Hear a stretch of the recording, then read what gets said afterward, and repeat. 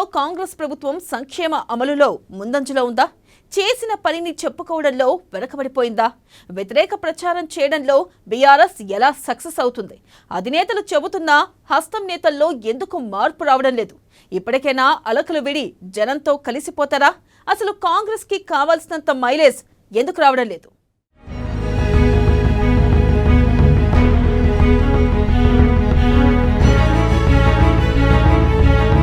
సంక్షేమ పథకాలు అమలులో కాంగ్రెస్ సక్సెస్. ప్రజలకు సంక్షేమం అందినా లేని ప్రచారం. హస్తం శ్రేణుల తీరుపై అధినేత అసంతృప్తి. రేవంత్ ప్రభుత్వంపై బీఆర్ఎస్ వ్యతిరేక ప్రచారం. ఉచిత బస్సు పథకంతో మహిళలకు మేలు. చేసిన పనిని చెప్పుకోలేకపోవడం ఎవరి తప్పు?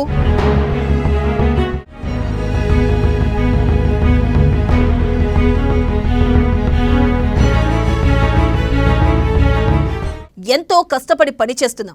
కేసీఆర్ 10 ఏళ్లలో చెయ్యలేనంత సంక్షేమాన్ని ఒక్క ఏడాదిలో చేశాం.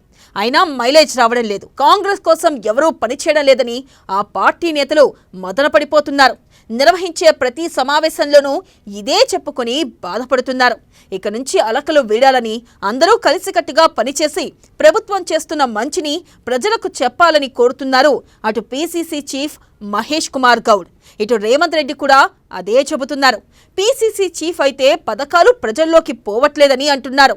రేవంత్ అలాంటి మాటలు చెప్పకుండా పథకాలను ప్రజల్లోకి తీసుకెళ్లాలని అంటున్నారు. మరి నిజంగా కాంగ్రెస్ మేలు ప్రజల్లోకి వెళ్లడం లేదా? దీనిపై ప్రజలు ఏమనుకుంటున్నారో ఇప్పుడు చూద్దాం.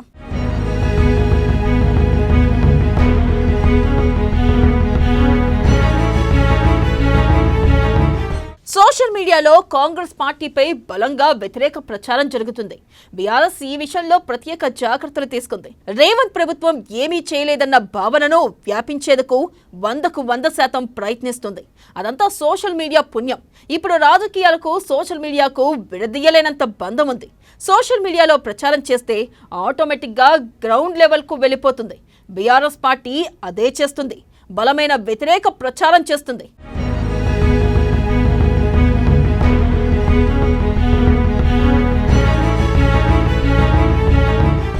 కాంగ్రెస్ ప్రభుత్వం వచ్చిన తర్వాత పరిస్థితి బాగోలేకపోయినా కొన్ని మంచి పనులు చేసింది. ఉచిత బస్సు పథకాన్ని 2వ రోజే అమలు చేసింది. నిజానికి ఇది గేమ్ చేంజర్. దీన్ని ప్రచారం చేసుకోలేకపోవడం కాంగ్రెస్ పార్టీ నాయకత్వం వ్యూహాత్మక లోపమే. ఈ పథకం వల్ల కొన్ని లక్షల మంది మహిళలకు ప్రయాణ ఖర్చులు మిగులుతున్నాయి. ఈ విషయాన్ని ఆ మహిళలు గుర్తుంచుకొని కృతజ్ఞత చూపేలా చేసుకోవాల్సింది ప్రభుత్వమే. కానీ అలా చేయలేకపోయింది. రుణమాఫీతో రైతులు ఎంతో లాభపడ్డారు. కానీ కొంతమందికి కాకపోవడం వల్ల సమస్యలు వచ్చాయి. వారిని ముందే సిద్ధం చేసి ఉంటే ఆ పథకం ప్రజల్లోకి వెళ్ళేది. ఇలాంటి పీఆర్ సమస్యల కారణంగానే కాంగ్రెస్ వెనకబడిపోయింది.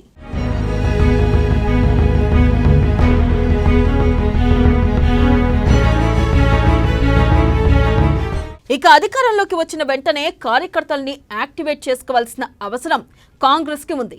వారికి ఏదో పదవి దక్కేలా చేసి ఫీల్డ్లో ఉండేలా చూసుకోవాల్సిందే. పంచాయతీ ఎన్నికలకు రాష్ట్ర స్థాయి రాజకీయాలు బీసీ రిజర్వేషన్లతో ముడిపెట్టి కలగా పులగం చేసుకున్నారు. కానీ వెంటనే నిర్వహించేసి ఉంటే స్థానిక కేడర్కు పదవులు వచ్చేవి. కానీ నిర్ణయం తీసుకోవడంలో ఆలస్యం జరిగింది. 10 ఏళ్ల పాటు అధికారానికి దూరంగా ఉన్నవారు ఏదో విధంగా మేలు చేసే ప్రయత్నం క్షేత్రస్థాయిలో జరగాల్సి ఉంది. ఆ దిశగా ప్రయత్నం చేయకపోవడంతో వారు కూడా అంత ఆసక్తి చూపించడం లేదు. మరి మైలేజ్ కష్టాల్లో తప్పు ఎక్కడ జరిగిందో వెతికే పనిలో అధిష్టానం కూడా ఉంది. మరి ఇకనైనా హస్తం నేతలు కోపాలు వీడి అగ్ర నేతలు చెబుతున్నట్టుగా నేస్తాలుగా మారుతారా లేదో చూడాలి.